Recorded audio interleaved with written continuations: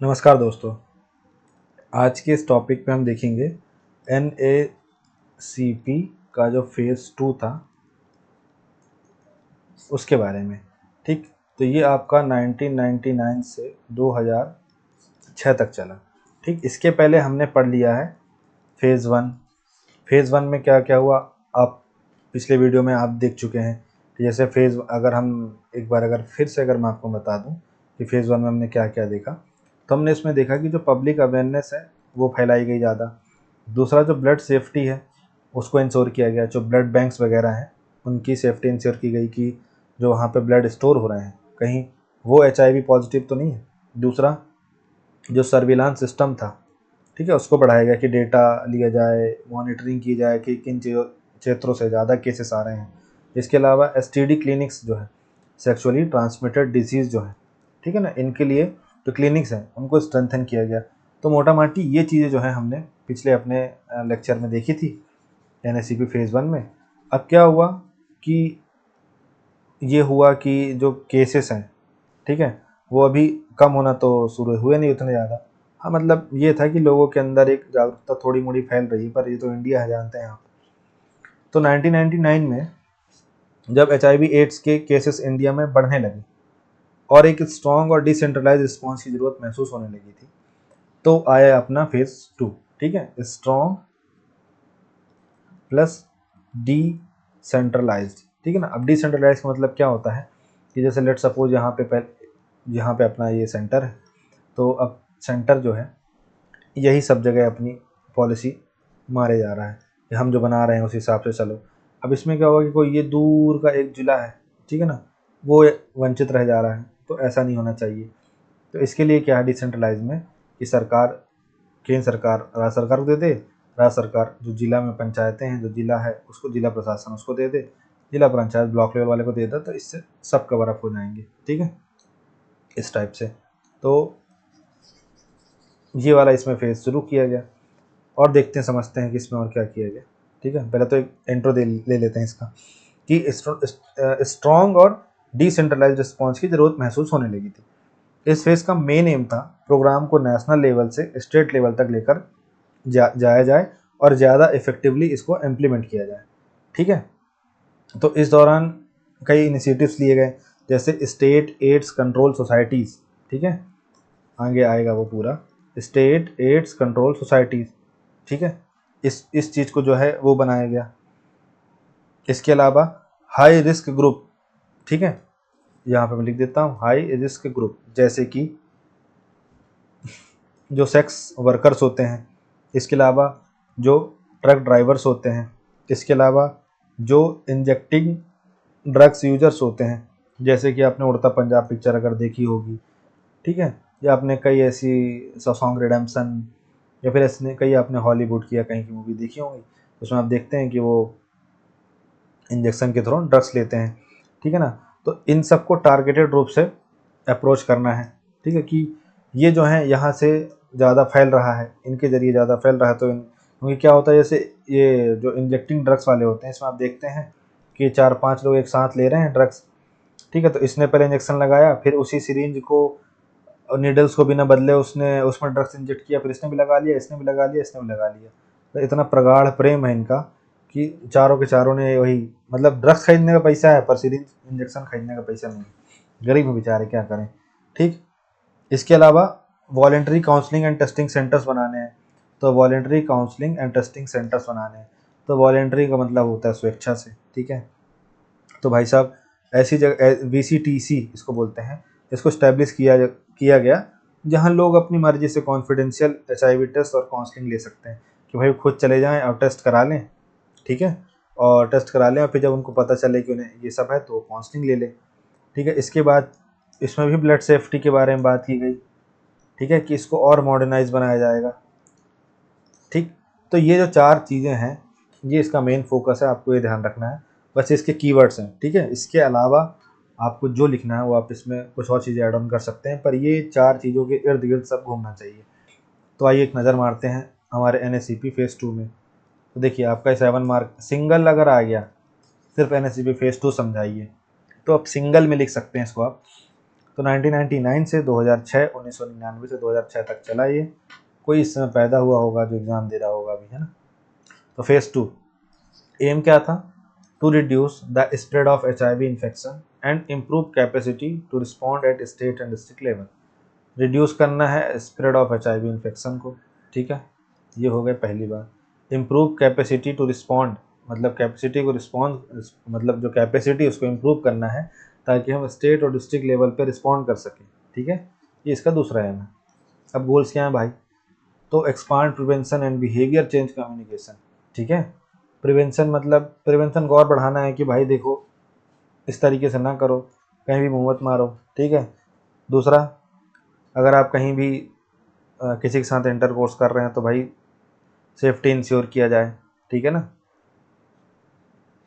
इसके अलावा मतलब निरोध वगैरह का अच्छे से प्रयोग किया जाए। दूसरा, इसके अलावा आपको और क्या करना है, और प्रिवेंशन क्या करना है कि भाई जो ड्रग्स वगैरह, एक तो ड्रग्स वगैरह लो ही नहीं, लो रहा है भाई तो सिरिंज नीडल बदल लो। तीसरा, जो ब्लड बैंक है, ठीक है, वहाँ पे भी एक इंश्योर करना है ताकि प्रिवेंशन जो है बना रहे। फिर बिहेवियर चेंज कम्युनिकेशन कि भाई उनके प्रति जो ऐसे लोग हैं जिनको HIV एड्स हो रखा है और जिन्हें HIV एड्स नहीं है, वो उनसे इस तरीके से बर्ताव ना करें कि भाई वो ऐसा लगे कि ये दूसरे ग्रह से आए हुए हैं, ठीक है। तो ये इन चीज़ों पर फोकस किया गया। दूसरा, launch integrated counselling and testing centre, जैसे मैंने पीछे बताया, तो इसको आप क्या कहना चाहिए, VCTC बोल सकते हैं और ICTC बोल सकते हैं। तो इसमें वॉलेंटरी है, इसमें इंटीग्रेटेड है। इंटीग्रेटेड इसलिए बोल दिया है, यहाँ पे आप टेस्ट भी करा सकते हैं, काउंसलिंग भी ले सकते हैं, तो कोई दिक्कत नहीं है, दोनों सेम है, ठीक। ये लॉन्च किया गया, जैसे यहाँ पे लिखा ना वही चीज़ है ये। तो काउंसलिंग एंड टेस्टिंग सेंटर जो है ये बनाए गए, तो यहाँ पे आप वही टेस्टिंग करा लीजिए ताकि आपको ये पता चल जाए कि मैं एड्स से ग्रसित हूँ या नहीं। और दूसरा, अगर आपको ये पता चल जाए कि मैं एड्स से ग्रसित हूँ तो आपको वो काउंसलिंग दी जाएगी कि आपको फलाना ढिकाना करना है, ठीक है। आप ये मत समझिए कि आपको एक ऐसी बीमारी हो गई है या वैसी बीमारी हो गई है, तो एक उनका हौसला अफजाई करना है कि अब जो हो गया तो हो गया, लेकिन आगे किसी और तक स्प्रेड ना हो, इसके लिए आपको क्या सेफ्टी इंश्योर करनी ही बताया जाएगा। और मान लीजिए उसने टेस्ट कराया और उसका टेस्ट निगेटिव आया, तो भी उसको ज्ञान दिया जाएगा। क्या ज्ञान दिया जाएगा कि भाई साहब अच्छी बात है, आपको नहीं है तो आपको ये चीज़ें नहीं करनी, ठीक है। फिर introduce targeted intervention for high risk group, जैसे मैंने आपको पीछे बताया था कि हाई रिस्क ग्रुप क्या है, जो कि जैसे ट्रक ड्राइवर्स हैं। अब क्या होता है, लेट सपोज ये आपका, ठीक है, ये पूरा भारत है अच्छा खासा लंबा 3214 किलोमीटर, ये तो सीधा सीधा है ना, लेकिन अब सब ट्रक तो सीधे सीधे से चलाते होंगे। कोई मान लीजिए यहाँ इस क्षेत्र में चल रहा है, कोई इस क्षेत्र में चल रहा है, कोई इस क्षेत्र में चल रहा है। अब इनको जमाने हो जाते हैं कि अपने वो घर जाएं, ठीक। अब इनका क्या होता है, अलग अलग जगहों पे ये घूमते फिरते हैं अपना, तो इनकी मतलब इनका जो अप्रोच है ऐसे एरियाज़ पे बढ़ जाता है, जिन एरियाज़ पे मान लीजिए प्रोस्टिट्यूशन हो रहा है, तो उधर पे जहाँ पे प्रोस्टिट्यूशन हो रहा है वहाँ पे कितना सेफ्टी इंश्योर की जाती है आपको पता होगा, आपने अगर गंगूबाई जैसी पिक्चरें देखी हैं, ठीक है, तो वहाँ पे कैसे कितनी सेफ्टी और क्या होता है इंश्योर होता है, ये आपको पता ही होगा कि वहाँ पे एड्स के लिए कितना काम होता है या फिर वहाँ पे कितना ध्यान दिया जाता है सेफ्टी का, ये आपको पता ही है। वहाँ सिर्फ और सिर्फ पैसे से मतलब है। तो ये वहाँ पे इंटरकोर्स करके आए, वहाँ पे संभोग व्रत होकर के आए, इसके बाद फिर ये दूसरी जगह जा रहे हैं, फिर तीसरी जगह जा रहे हैं, तो ये पूरा एक पैन इंडिया फैल रहे हैं, ठीक है। तो ये टारगेटेड जो ट्रक ड्राइवर्स हैं, ये है क्या है, टारगेटेड इंटरवेंशन, मतलब हाई रिस्क ग्रुप है ये सब।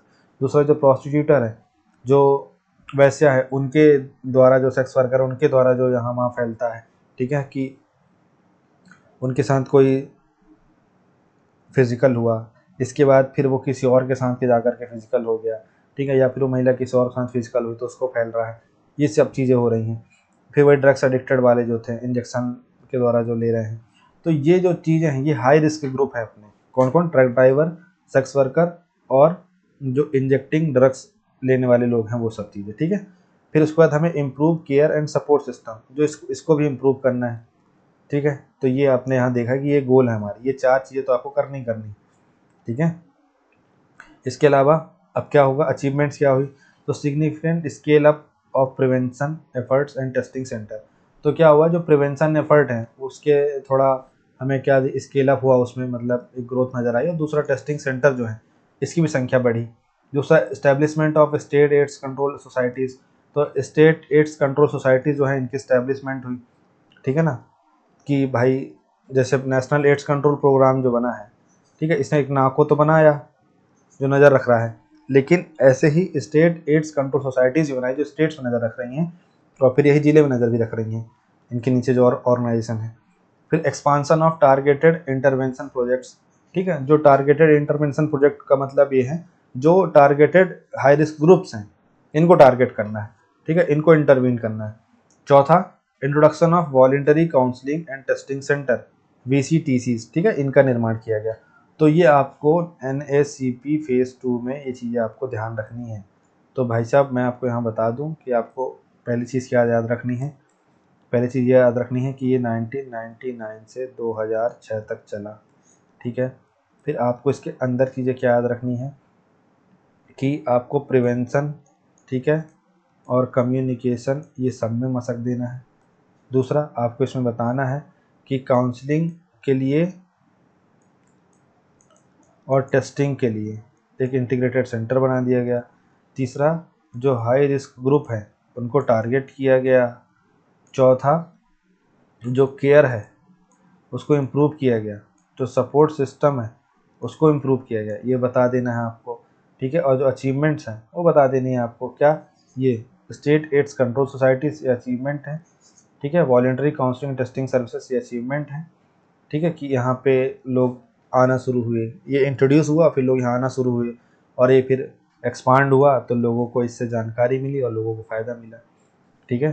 तो ये आपको बहुत अच्छे से ध्यान रखना है कि NACP फेज़ 2 में क्या क्या चीज़ें आपको बतानी है। ये आप चाहे तो यहाँ भी लिख सकते हैं तो कोई मसला नहीं होगा, आप यहाँ पे लिख दीजिए स्टेट एड्स कंट्रोल सोसाइटीज़ बनाई गई, ठीक है, यहाँ पे लिख दीजिए voluntary counselling and testing centres बनाए गए, बिल्कुल यहाँ पे कोई मसला नहीं है, ठीक है।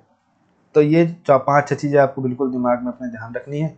फिर इसके बाद हम ऐसे ही NACP फेज़ 3 को देखेंगे, 4 को देखेंगे, 5 को देखेंगे, 6 को देखेंगे।